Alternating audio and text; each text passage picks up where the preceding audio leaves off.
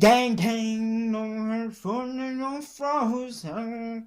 And if it does, I don't know what the fuck am I saying, but anyways, hey yo, what's over, yo, babies, boss king, baby, back here with another video, and y'all see today, the boy has got y'all the NBA video for sure. Once again, your boy does it. He brings an NBA video to you, to your phone, to your device at home. You make sure you hit that subscribe button. Anyway, let's get into the video. Just joking, bro. Hey, y'all see today, bro, I got NBA players with gang ties. Gang, gang. I don't know why I do this, bro. I hope I'm not throwing up anything, bro. I'm not. Hey, this is my gang.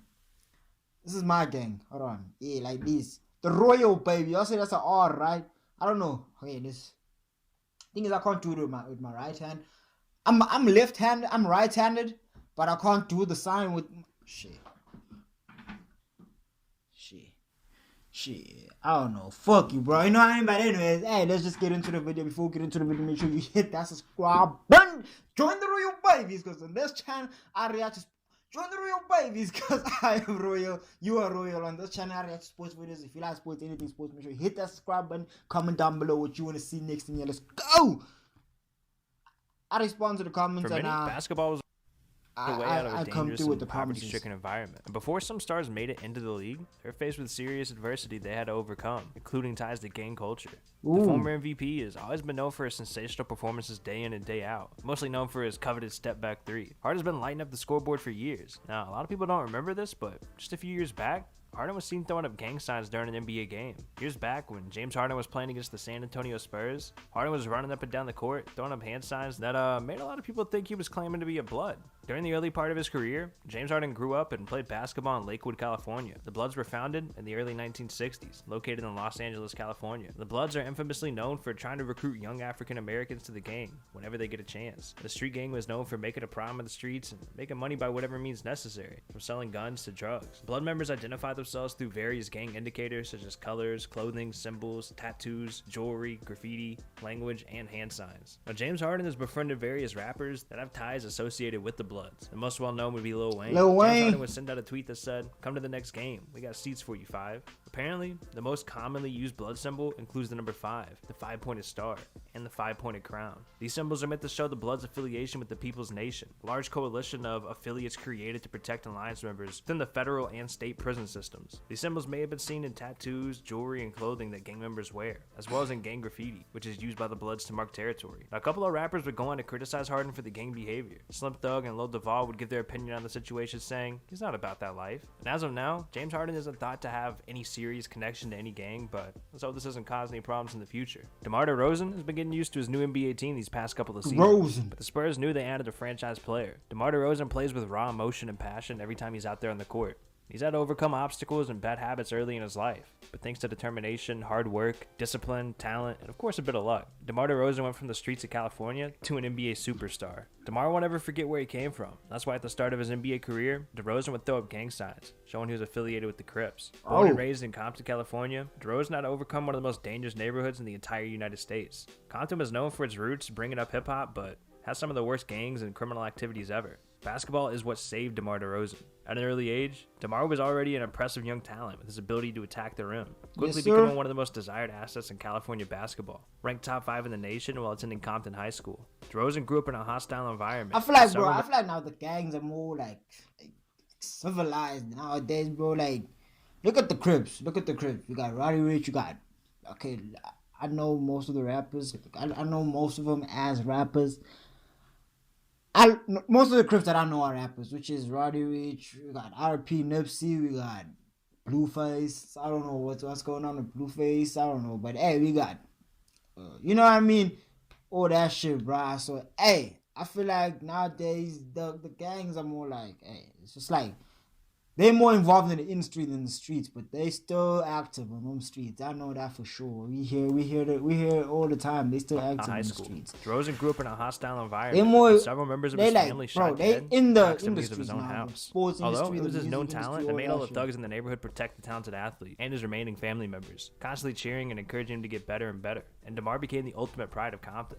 Back in 2010, DeMar DeRozan went to Twitter and tweeted out, "Hashtag in high school, I wore blue every day." The Crips are a gang based in the coastal regions of Southern California. They were founded in Los Angeles, California in 1969, and its members traditionally wear blue. The Crips are one of the largest and most violent associations of street gangs in the United States, with an estimated 30,000 to 35,000 members in 2008. They've been involved in murders, robberies, and drug dealing, among other crimes. The Crips would have to have strength in numbers, because just around the block was the other gang they hated, which happened to be the Bloods. The biggest obstacle DeMar had to overcome was when his best friend was shot and killed during a dice game at the age of 17. While DeRozans managed to stay away from the life of crime, the guard has never shied away from representing his past and throwing up his fair share of signs. During an interview with ESPN, DeMar DeRozan's past was brought up, and he responded by saying, "People ask me what I would have done if it wasn't for basketball. I can never give a good story because, honestly, I don't know. I had no other options." Paul Pierce has been retired for a few years, but when looking back, he always played with crazy intensity and always strived to win. Early in his career, Pierce had some gang-related issues that cost him major fines and almost his life. Pierce was born and raised in Oakland, California. His family later moved to Inglewood, California, where he attended Inglewood High School. California was known for two of the most violent gangs. During his NBA career, Pierce would flash blood gang signs. On November 25, 2000, Pierce was stabbed 11 times in the face, neck, and back, and a bottle smashed over his head while at the Buzz Club, a nightclub in Boston Theater District. He had to undergo lung surgery to repair the damage. Witnesses say that Pierce was attempting to separate fighters when he was stabbed. Tony Batiste, Pierce's teammate at the time, along with Batiste's brother, saved him by rushing him to a nearby hospital. Apparently, alleged gang members stabbed Paul Pierce, but after almost losing his life, Pierce would play all 82 games the following season. Paul Pierce would eventually talk about the situation, and per ESPN, he'd go on to say, "I stabbed 11 times. I felt like I was trapped in a box. I couldn't go nowhere. I battled depression for a year. The only thing that saved me was basketball." Weeks after the stabbing took place, Pierce was still getting death threats, and even went on to say, "So now I'm really paranoid. I don't want to go anywhere. The police sat in front of my house for months. I was a mess. I think that's the reason I got back on the court so fast. Me sitting at home thinking about the stabbing didn't work. I went to every practice, sat on the sideline for hours because that's where I felt safe. I didn't want those practices to end because now I had to go back out there in this world that really scared me." Now, 8 years later, when the Celtics were making their NBA championship run, Pierce would look upset with Al Horford at the time, flashed him a gang sign. The commissioner was upset, and the NBA fined Pierce $25,000 for the gang-affiliated sign. Al Horford would talk to reporters after the game, and he'd say, "I don't know anything about the gesture. I don't know what that is." Nowadays, Paul Pierce strives to stop the gang violence while helping the inner city youth whenever he gets a chance. Stephen Jackson played for 9 different NBA teams during his NBA career. Jackson was mostly known for his performance during the 2003 NBA season, where he won his only NBA championship with the San Antonio Spurs. Retirement has been good to Jackson, but before achieving the NBA, Stephen was growing up around gangs. Jackson's one of the few athletes who openly admit to having gang ties and has been involved since he was just 9 years old. Fights, drugs, and death were part of growing up in his neighborhood. It definitely made an impact on his life. He lost his brother when he was just 15 years old because he was beaten to death.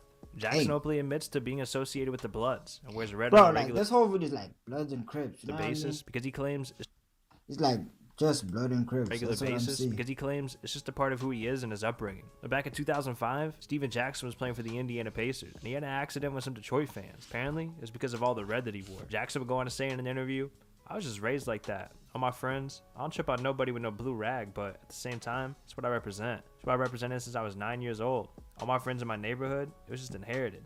I ain't banging though." Although he admits to being affiliated, he also made it very clear that he's not involved in the game. Even though Ellis never won an NBA championship. Yeah, you can be affiliated with him, but you don't have to be the gang member. Like, you know what I mean? You can be affiliated, but you don't take part. Even though Ellis never won an NBA championship, he'd win the Most Improved Player award, showing everyone why he belonged in the NBA. Ellis was always trying to bring his A game whenever he played, but towards the end of his career, fans weren't focused on his gameplay. They were focused on his tattoos. Monte Ellis had a bunch of ink throughout his bottom. The only problem was, some of his ink would show Ellis had gang ties. Ellis was born in Jackson, Mississippi, an area with high gang activity. The Mississippi native sports several tattoos, one of which displays the letters GD, which is believed to represent the Gangster's Disciples, a Mississippi gang. The Gangster Disciples are a criminal street gang which formed to the south side of Chicago in the late 1960s, but eventually would branch out nationwide. Hey, GD's, what's Von in him, bro? It's Von in him, like, there's GDs and there's black disciples and there's gang disciples. I'm not really sure. Making its way to Mississippi.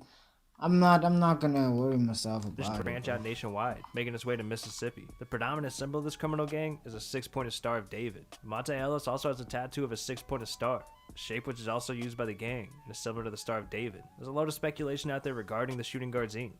However, he never commented on him. Javaris Crittenton is an unknown former NBA player that only lasted in the league for 3 seasons. He played a couple seasons starting with the Lakers and ended his career the next year with the Wizards. It's reported that after joining the Lakers, Javaris decided to join the Mansfield Gangster Crips for some reason, and he's gone downhill ever since. Javaris joined the Wizards in 2008, but his gangster mentality stuck with him throughout the conference switch. And Javaris was cut from the team after pulling a loaded gun on a teammate, Gilbert Arenas, in the locker room. He was arrested and handed a year probation for the incident, and never played in the NBA again. Gilbert Arenas remembered that day, and he went on to say in an interview, "The plane lands, and now Javaris says to JaVale, so you just gonna let me lose my money like that? You ain't gonna be real and give me a chance to get my money back?" Arenas would respond by saying, "Javaris, I'll burn your car while you're in it, and we'll find an extinguisher to help you out." And he says, "Well, I'll just shoot you then." I said, "Man, I'll bring you the gun to shoot me." 2 days later, on December 21st, 2009, the locker room confrontation took place, and Arenas would actually bring 4 unloaded guns and would tell Crittenton, "Hey, come pick one." Javaris responded by pulling his own gun, one which Arenas said was loaded. Arenas pleaded guilty to a single felony count of possession of a gun without a license, and he was sentenced to 30 days in a halfway house and served 2 years of supervised probation. The trouble with the law wouldn't stop there, because currently, Javaris is now serving a 23-year sentence in prison for shooting and killing a 22-year-old woman who's a mother of 4. His killing of the young woman was not intentional, though, and he apparently missed his intended target. What a lot of people don't know was the fact that before Randolph was ever drafted into the NBA, he was arrested for robbery and battery charges. His behavior at a young age was unlike most teenagers. That mentality is what led him into a gang. Randolph's mother, May Randolph, struggled all of her life, raising 4 children without a father figure in their life. Living on welfare, struggling to pay bills, and not being able to get the children new clothes was normal for Zach growing up. Randolph wore the same pair of jeans to school day after day, week after week. Kids called him Krusty. Embarrassed and upset, one day he walked into a Walmart, grabbed a new pair of jeans, and tried to walk out the door without paying.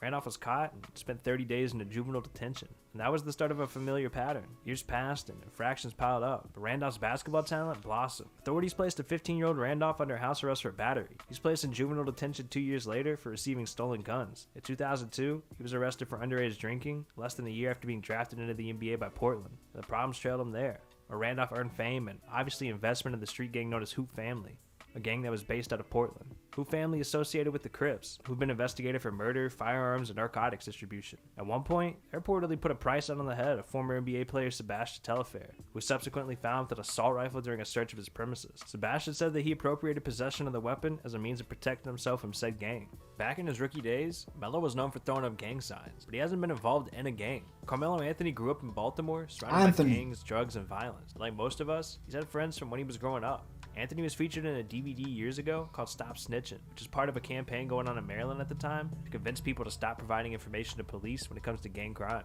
Hey, yo. Carmelo was young and dumb, and he claimed he'd had no idea he would be in a DVD. But regardless, that's not something you want to show the youth in an inner city. After the campaign took a new level and some tapes were released, we were able to see Carmelo Anthony appear in some of these videos, hanging out with some of the most famous gang members at that time. Gangs, violence, and drugs just don't have a place in professional sports. Hey, yo, dog, what are you doing, bro? You need to click on this video on the screen, dude. Hey, yo, bro. Hey, I hope you guys enjoyed it. Know what I mean? Hey, that is it for the video. If you did enjoy it, even if you didn't, it doesn't matter at this point. Just hit that subscribe button, join the Royal Babies, because I am royal, you are royal. Now, that is it for the video. Peace.